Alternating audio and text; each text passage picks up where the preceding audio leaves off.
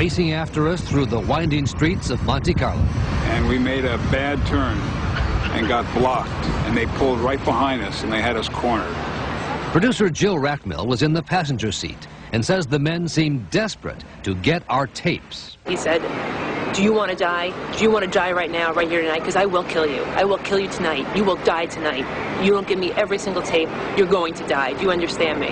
Our tapes and discs were destroyed, even the one in the camera hidden under the seat. Something snapped in him, and he tore through the car and got that tape. Yet another example of the secret life of the Saudi royal family, or at least some of them, the kind of unchecked behavior that the monarchy tries to keep quiet. The kind of behavior that has enraged fundamentalist religious groups and liberal reformers who both seek an end to the royal family's reign.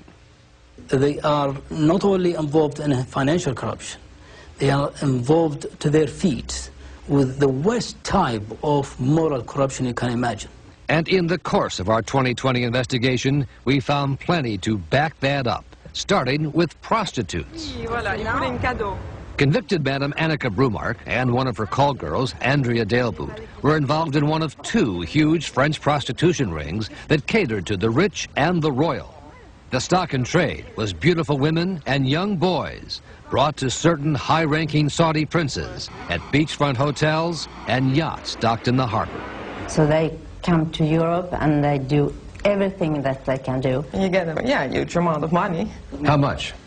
How much? Well, it goes to $20,000, $30,000, $40,000, $50,000. What? Really? Yes, of course. That much money? Yes, if you really have a prince who likes you, my God, it's nothing. It's even nothing.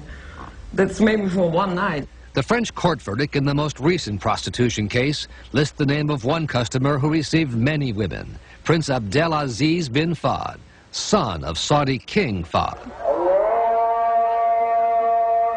Such behavior in Saudi Arabia is a crime under its strict laws and would result in serious punishment, at least for a commoner.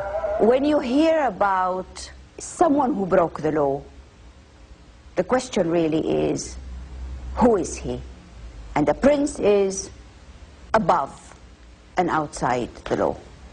Saudi law is even harsher in regard to drugs. It's one of the crimes for which public beheadings have been carried out for years.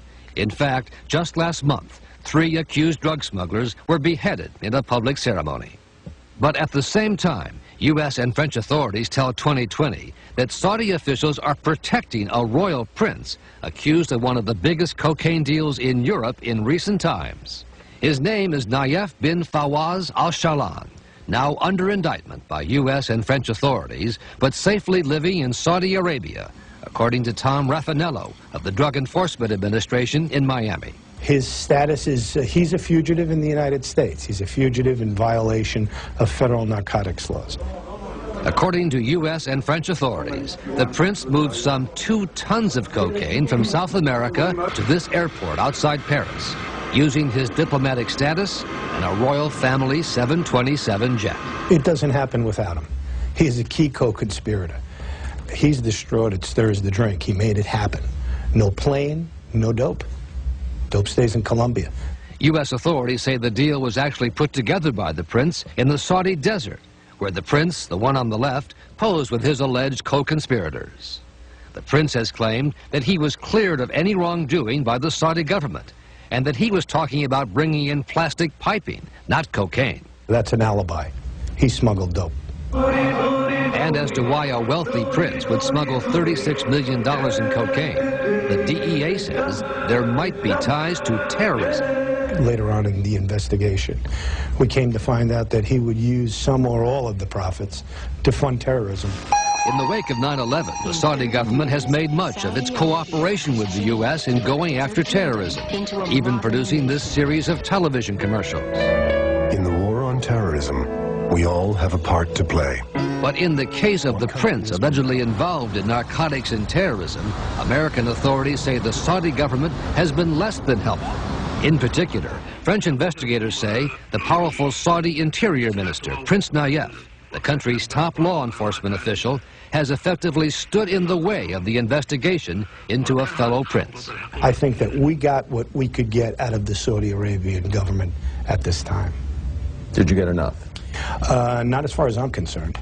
The Saudi government had no comment for 2020 on the case, which goes to trial next month in Miami, without the prince, who remains safe in Saudi Arabia. The law does not apply in the same way to the prince. We only hear about beheadings of the ordinary man. There is more and more of a gap between the rulers and the ruled, and the drastic loss of trust between these rulers and the people they rule. These are trying times for the royal family of Saudi Arabia, made up of at least 5,000 princes, all now jockeying for power. While only a handful of them are alleged to be involved in criminal activities, the extent to which such behavior is tolerated or covered up only feeds the efforts of critics who say this royal family's time is up.